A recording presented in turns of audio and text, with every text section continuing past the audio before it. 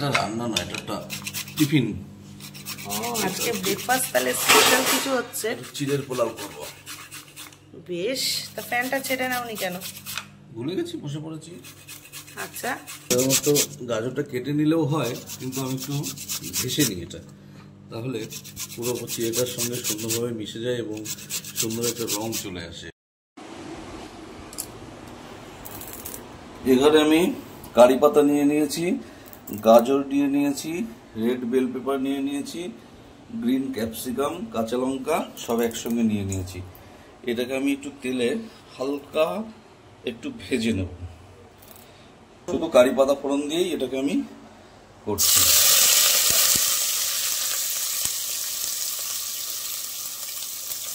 হচ্ছে কর্ন আর হচ্ছে আলু মাইক্রোওভেনে একটু ভাপিয়ে নিয়েছি, ব্যাস। আর এখানে আছে, কেউ এটাকে কড়াইশুঁটি বলে, কেউ মটরশুঁটি বলে, কিন্তু এটাকে যে কড়াইশুঁটি কেন বলে সেটা আমি জানি না।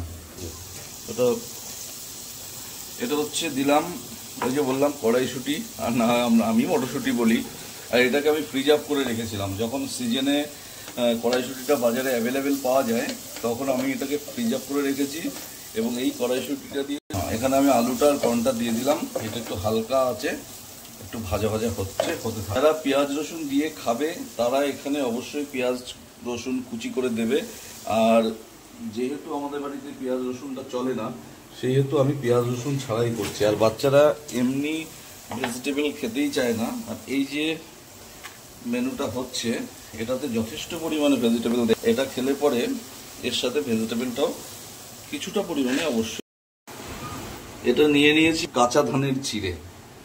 এই চিড়েটা খুব ভালো হয়, একদম হালকা কাগজের মতো।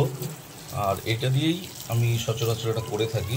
ওটাকে একদম ভালো করে ছড়িয়ে নেবো। এটা নিয়ম হচ্ছে অন্তত 5 মিনিট আগে এটাকে একটু ভিজিয়ে রেখে কাগজে বা পেপারের উপরে একটু মেলে দিলে ভালো হয়, কিন্তু এখন আমার অত সময় নেই।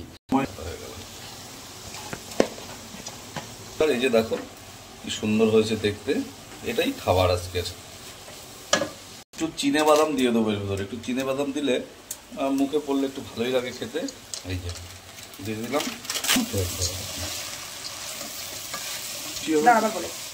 বাদামটা যতটা বেশি হবে ততটাই স্বাদ হবে, সেই জন্য আমি বাদামটা একটু বেশি দিলাম। যত একটু কিশমিশও দিয়ে দিলাম, কারণ মুখে পড়লে একটু ভালোই লাগবে খেতে, একটু মিষ্টি মিষ্টি। তো মোটামুটি আমার এটা হয়ে গেছে। এবার একটু ঘি দিয়ে নুন দিলাম।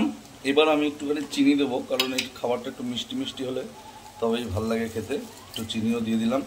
তবে আমার মনে হচ্ছে চিড়েটা একটুখানি, ওই যে বললাম যে 5 মিনিট আগে একটুখানি ভিজিয়ে নিয়ে একটু পেপারে মেলে দিতে হয়, তাহলে চিড়েটা শক্ত হয়। আর এখানে চিড়েটা একটুখানি গাদা গাদা হয়ে গেছে।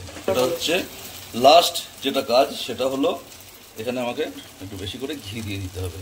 কারণ ঘি মাখন এইসব যত বেশি দেবে সেই জিনিসটার স্বাদটা ততটাই বেশি হবে। একটু বেশি। মোটামুটি আমার হয়ে গেছে, এবার পরিবেশন করার জন্য রেডি। একটু কাদা কাদা হলো, এটা একদম ঝরঝরে হয়, খুব সুন্দর হয়। কিন্তু চিড়েটা বোধহয়, মানে আমি যে চিড়েটা চাইছিলাম এটা সেই চিড়েটা নয়। সে যাই হোক, খেতে খুব একটা খারাপ লাগবে না। দেখো, নাও এবার খেয়ে নাও।